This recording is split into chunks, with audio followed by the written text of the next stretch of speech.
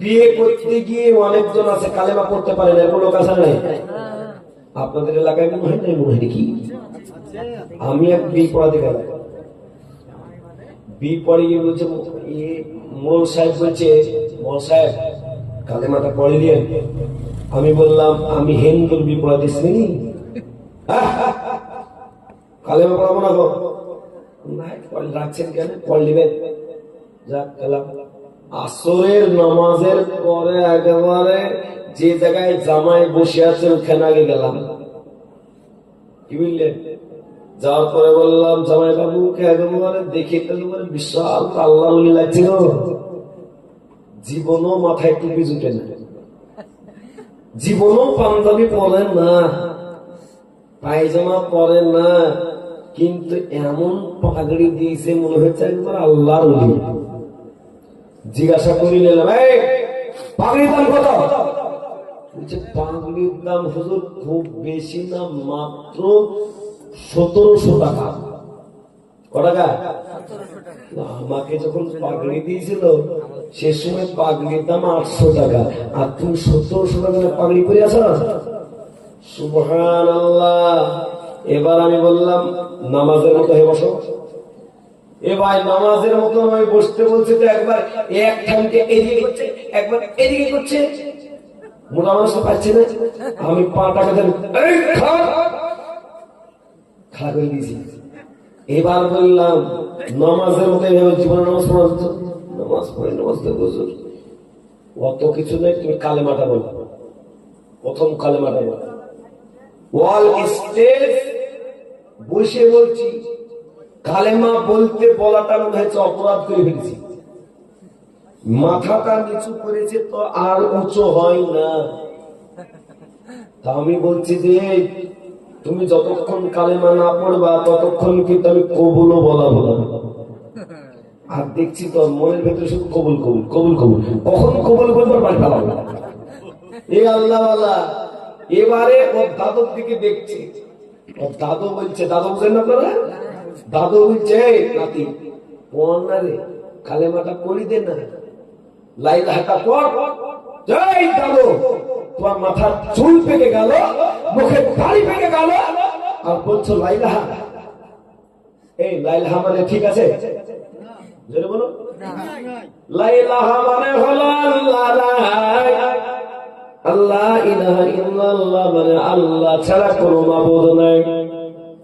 তোমার এতদিন কালেমা যা লাইলাহা পড়েছে না, সব ভুল। কি বুঝলে দাদু? কথা যখন লাইলাহা পড়তে বলে দিছে, জামাই বাবু লাইলিহি মুহাম্মাদুর রাসূলুল্লাহ, সর্বনাশ একবারে পেয়ে গেছে, ও একবার আচল হয়ে ঢাল চালানো মতো তালি দিবে। ঠিক আছে বুঝলেন?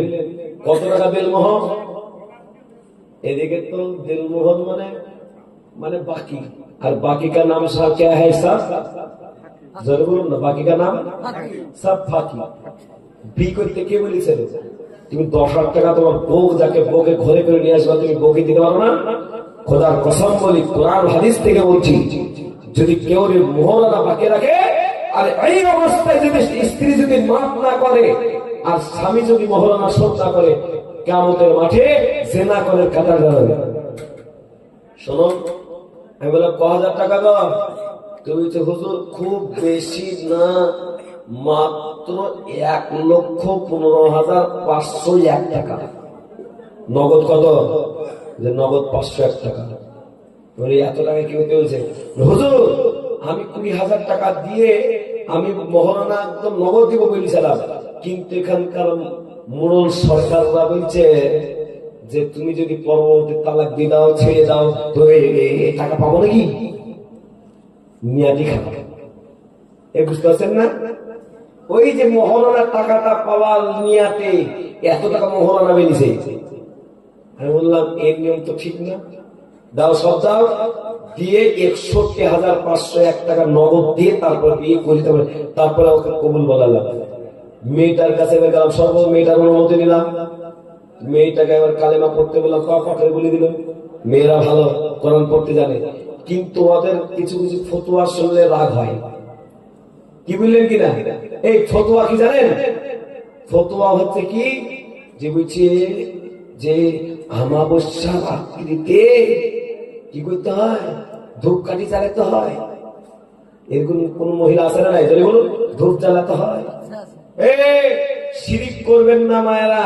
আর কিছু কিছু মামুনরা ফতোয়া মারে, কি ফতোয়া বলছে, আজকালকার মৌলভী সাহেবরা বলছে যে ঈদের নামাজ নাই, ঈদের নামাজ নাই। আবার বলছে বিড়ি বাঁধা টাকায় নাকি, ভান্ডারের টাকায় নাকি কুরবানি দেওয়া যাবে না। এই ফতোয়া গুলা গ্রামের মেয়েগুলো মারছে, ঠিক না বেটি? জোরে বলুন। এই ফতোয়া মারনিওয়ালেরা ফতোয়া মারতে যায় না বেশি, কোন সমস্যা নাই, আল্লাহ কবুল করে নেবে। কুরবানি দেওয়া চলবে ভান্ডারের টাকায়, বিড়ি বাঁধা টাকায় আপনার কুরবানি দেওয়া চলবে, কোনো সমস্যা নাই। আমি আপনাদের শুরু বলতে চাই যে আজকে মুসলমান বিয়ে করার সময় তো কালেমা জানে না। ললিয়া পাড়ার মা বোন ভাইরা সকলকে বলবো, মক্তব চলে না, চলে না? এখানে চলে না, চলে না?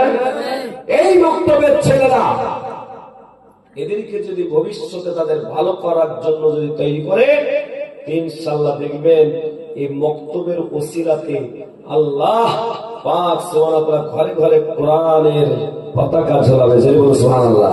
যেমন একটা লাইট জ্বললে যেমন অন্ধকার দূর করে দেয়, একটা ছেলে কোরআন শরীফ শিখলে আল্লাহ সেখানকার অন্ধকারকে দূর করে দেয়।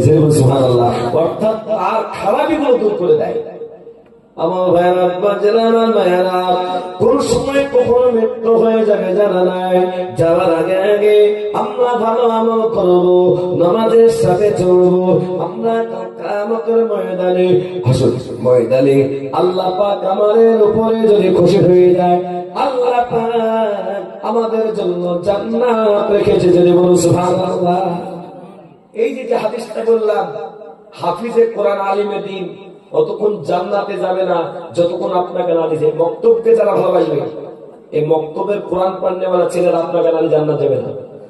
আপনি দমকল মাদ্রাসাকে ভালোবাসেন, ডাক পাঠান, আপনারা 24টা ঘন্টা বেঁচে থাকতে যেমন নাকি পাচ্ছেন, মৃত্যুর পরও প্রতিদিন সূরা ইয়াসিন পড়ে দোয়া হয় না? হয় না?